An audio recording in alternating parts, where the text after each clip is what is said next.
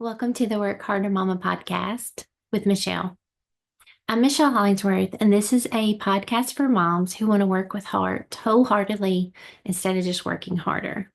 Okay, so today I have with me one of my dearest friends. I'm not going to say oldest because she's not my oldest friend, but probably like one of my longest, dearest friends. Her name is Shawn. Thanks for being here, Shawn. Hi. And she's going to talk to us today about the season of motherhood she's in and just give us some words of wisdom with her experience. So, first of all, you have 3 adult kids. 2 are bonus and 1, but they're all in their 20s. And 30s. And 30. Oh, and 30s. That's right. I keep forgetting that. No. Oh, I can't believe that. In her 30s, yeah. Yes. So, talk to us about what that's like to be a mom with all adult kids in that season. Highs and lows, pros and cons. Okay. Well, I'll start with my oldest. It's challenging. It's freeing in the way of not doing like the daily pickups and drop-offs, right. And I don't know how. Somehow the worry factor with some of your adult children increases. Like the physical factor decreases and the worry factor increases, especially with technology now, because even though, like, my daughter and I, we share a location because she's a single woman living in the city. Well, she changes it. Sometimes she turns it on. Sometimes she turns it off, like what I can see, what I can't. Because, like, if I get up in the middle of the night, like, I'll just open my little app, see where all my people are, where are all my people, and if, she's still out or whatever on the town, I'll text her and be like, if it's a work night, get yourself home. And she's like, this is why I don't want to share my location with you. So it's hard to remember, but also, like, you're panic stricken in the middle of the night when you don't know where your child is still, even if they're something. I have one adult child that will not let me track him. Yeah. My oldest. And the other 2 will let me, but I had to stop doing that in the middle of the night, like you said. I had to stop looking. Yeah. Because it'll keep you up wondering. Yeah. And then you'll want to check again to make sure they made it home. Oh, yeah. Yeah, to their place. At that point, yes, I'm not asleep until she's home. Yeah. Make sure, they're, home safely. So, yeah. And then we're both a little irritated with each other. But, and then my bonus sons, one of them, he has a child now, so that's a whole other, he has his own child. And you just want to share your knowledge, and they just do not want it sometimes. But do you remember, like, when we had kids, don't you feel like that was kind of, I feel that, at least me, I didn't want to take anybody's advice because I thought I knew better because it was my child. Yeah. I was like, well, you don't know that. This is my child. My child's different. Or it's different now. Yes, it's different now than the olden days. And actually, it is a lot different than 10 years ago, even. They found out different things with babies and such. But I do remember that. I guess in a way, maybe I don't. I do remember feeling a little bit, huffed up or offended sometimes, especially, because I had, especially if you've got like moms, grandmothers, aunts, everybody. And we were young. Give good advice, when we had our first kid. So, I mean, that's another layer that we felt like, oh, you're just saying that because we're young and you don't think we can do it. It's like a criticism, but they were really trying to help. Yeah. And so you're trying to help your son, and we needed advice probably way more than my son needs it. He's really, I don't want to say surprised, but he's really good at it. And so that's comforting too, because I don't worry about the baby as far as, And they have Google. They have all the internet. Yeah. So if they are in the middle of the night with a baby with something going on, all we had was a doctor on call to call they have everything at their fingertips, you know, as far as resources. It's just what trusted resources they use. But still, they don't, you know, it's different. You're right. It's so different now. Well, especially because, well, the baby was, they have, you know, monitors, oxygen, you know, things you can put on their feet, things you can, I don't know. I feel like, and I'm sure our parents felt that way too, but I feel like when we had our babies, like, we were a little bit, blind as far as, and maybe that's a good thing, naive as far as, like, very naive. What could go wrong, or all the things, or I don't know, maybe you just worry more when you're older because you've seen a lot of things happen. Experience. Like, but I agree with you, like, having adult kids is challenging. I feel like I do sleep more than when I had little kids, and my schedule is a little more flexible than when I was running them around to different places, and you know, I still have one that's in school, but it's different when they're really little and they're involved in a lot of different activities. But with adult children, you can't really, like, you have to pick and choose what you say or offer as unsolicited advice because they take offense to it, or, you know, they just don't listen. So it's hard. And you don't want them to make the same mistake. At least me, I don't want them to make the same mistakes I made. Oh, yeah. So I'm trying to, like, gear them away from those same areas of troubles, and it just seems like that doesn't work. No, that does not work. I have to be really, like, the older I get and the older she gets, like, you know, you just want them to be happy. You just want them to, like, have a good life, you know. But I have to really think. You used to not even think about it in her 20s. I would mom her, you know. Yeah. And so now I try not to mom her unless I really need to mom her. I get it. But I still want to mom her. Yes, I know. I think that's always going to be there. Even when I tell my kids, even when you're 80, you know, you'll always be my baby. But my mom still moms me, so sometimes. Sometimes. I mean, it's part of it, but it is something I am trying to be more conscious of. Yeah. I don't know if I'm successful at it, but at least it's in my train, you know. Yeah, at least we know we're doing it. Yeah, I get it. Yeah. So let me ask you about your youngest. He's on the spectrum, so he is at home. He's the only one at home still, and he has activities that he likes to do, and he has a schedule he likes to follow. So talk about that process and what you've learned about that, and what is helpful to someone else that may have maybe raising a similar special needs child, and what has helped your family with that. Like, what advice can you give?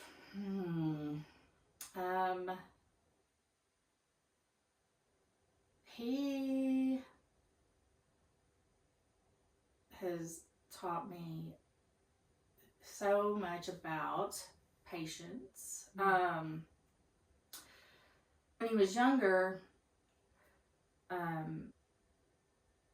would try to, I guess I've learned how to meet somebody where they are. Yeah. So, like, sometimes, like, I would try to think about how to get him as far along and,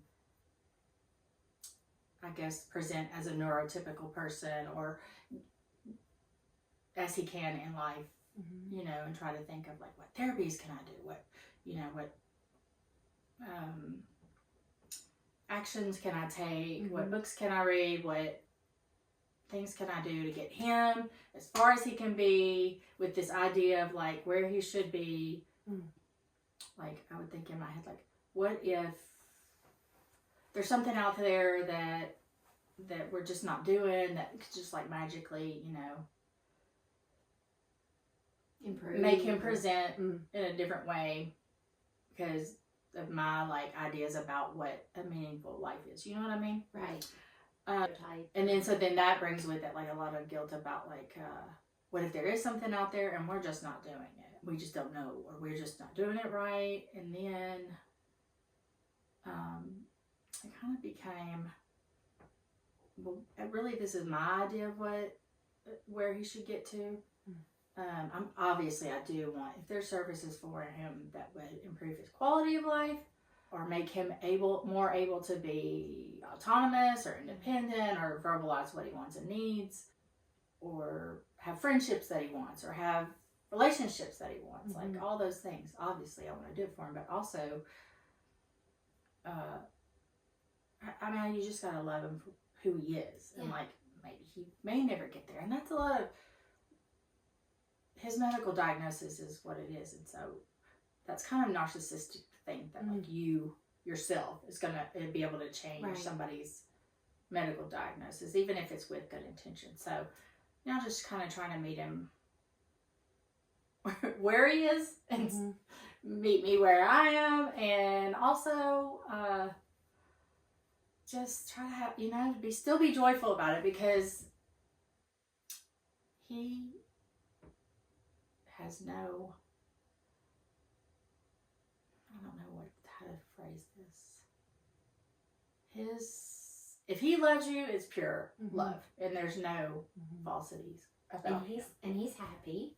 He loves his life. He seems to. Yeah. He has his favorite things to do and places to go, and that's all he needs. Yeah. Yeah. And he's healthy. Yeah. Yeah, he's a good boy. And then of course as he gets older, like, I know I should have realized this, but like he may never go. He may, he probably or most likely will always live with us, and that's okay. Like it's not a failure on our parts if he never does, or if at some point we need to discuss like other places for him. It's okay to have all those options open based on what they need at the time. Yeah. But you do see milestones that your kids or other people have that maybe he won't have, and like driving a car maybe, or things like that. I agree. Right. Those things. And also we're always gonna, Amy will always probably have a child in the house, so we kind of do always have to, with him we always will kind of have to have, like, we won't get relief from like the physical picking up or whatever, the schedules in mind, the caretaking, those kinds of things that the other kids you don't have to do when they're older. It's always going to be on us or someone, probably. To an extent. I get it. Yeah. So Shawn and I have been friends since, I would say, I think it was my junior year of high school, maybe sophomore. I feel like it was junior year. You're 1 year behind me, so gosh, I think it would have been sophomore or junior year. And we've been out of school for 30-something years. And you've moved a couple of times, or just one? Just the one? Out of state? Out of state, just one. Just one. And you were gone for how many years? Was it like 8? 8 years? Okay, so she lived across the country for like 8 years. And we had internet then. We didn't have social media. No. And I don't even know if we had cell phones then. Maybe the big flips. Yeah, we didn't at the beginning. Let's see, it was when you first moved. It was like 98, wasn't it? I feel like 97, 98? 97. Okay. Yeah, so that was new on the scene. And then it wasn't even really towards the end that we got like regular cell phones. Social media, definitely we didn't have. We didn't have social media. 2005, no social media. I think MySpace kind of became a thing, but we were past that cusp, and we already had kids, so we probably didn't. I didn't personally get on the. I had a MySpace, but I didn't get on that a lot. We definitely didn't do the chatting on MySpace. No.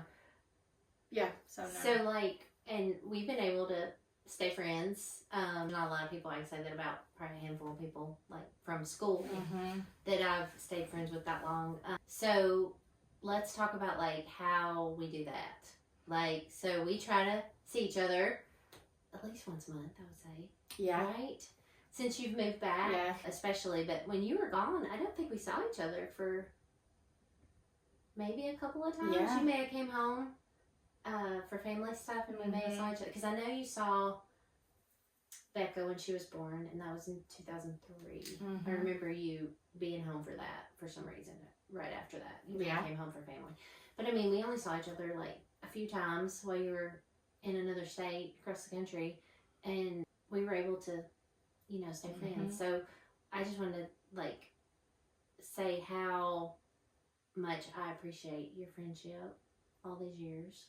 We've seen each other get married and divorced and have kids. I remember you came to the hospital when Blake was born. He was in the NICU.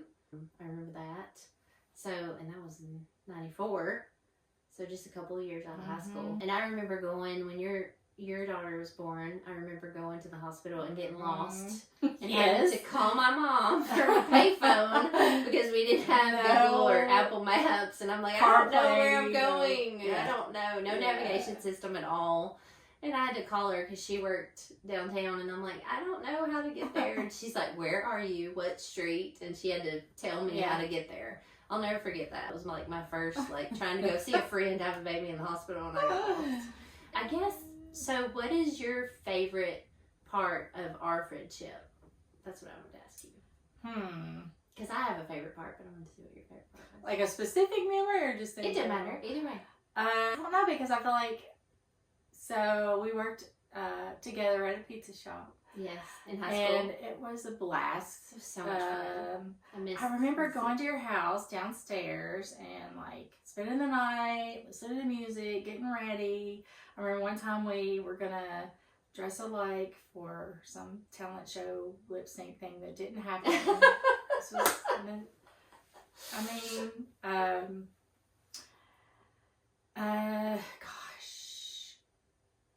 I remember you hitting somebody in my driveway. Do you remember that? Trying to back out. Yes! And you were just so calm about it. You're like, hey, I just hit somebody's car. It was just, it just happened. And you were so calm. I remember that. That was so funny. That was a long time ago. Yeah. But I remember that. Whose car? I don't remember whose car I think it was a friend's mom of one of my siblings. Oh, yeah. Yes. It was their mom come and pick them up or drop them off or something. And we had that crazy hilly driveway, and you were just trying to get around, I think, and maybe accidentally. You tried to go around them, and it may have hit them something. It was an accident, but I just thought that was funny. But my favorite part is how I could tell you anything, and you would not ever judge or be like, oh, I can't be your friend anymore. No, that's how I feel too. Yeah, I think we've stayed friends because I don't remember when, but after I moved back, we had a discussion or text or something about, hey, let's try to do lunch once a month. And we've stuck to it. Good. I mean, we've done pretty well. And then if we don't have it for a while, I missed it. Yeah, I'm like, wait a minute. What's going on? I gotta connect with Michelle. Sometimes I'm like, do we have a tip that I know about? I don't think we've ever had a tip or anything. No. I think we just get busy sometimes, or I know what it is. It's just But we've done. So we said it and we've done it, and I think that's how we've done. We've done because it's so easy to cancel plans, right? It feels so good, but I never really want to cancel. No. Even if we wake up and have a bad hair day or something, and I do feel like the same. I feel like I can tell you. Yeah, there's no judgment. No matter where we are. Yeah. There's no judgment or. And I trust, I trust you. Yeah, vice versa. Agreed. Well, thank you for being on the podcast today. I appreciate I'm so proud of you. Your time. Shawn is a blessing and a light in my life, so I hope that anybody listening has a Shawn in their life. You can't have mine. No, I only have. Go find your own. For so many. One different friend. No, but seriously, love you and thank you for being on here. You're welcome. Love you. Thanks for having me. Thank you for listening to the WorkHearter Mama podcast. If you would like to learn more about any tips that are shared on the podcast, I did write a book. It's a devotional for moms. It's called WorkHearter, Meditations for Moms, Season by Season.